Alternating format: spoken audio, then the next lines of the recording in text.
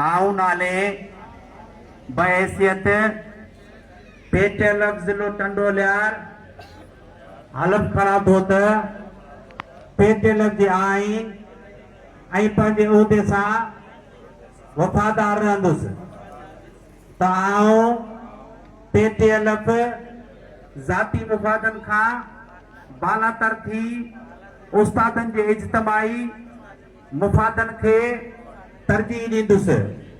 आऊं तालीम जी बहितरी ऐं स्कूलनि जी मालिकी लाइ पूरी सच्चाई सां कोशिश कंदुसि।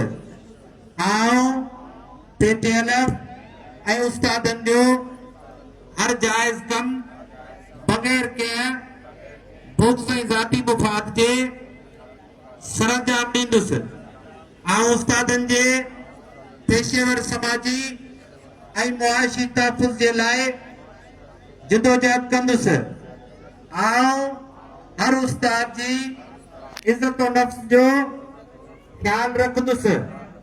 आऊं एक उस्ताद तौर पंहिंजे फर्ज़ में कोताही न कंदुसि।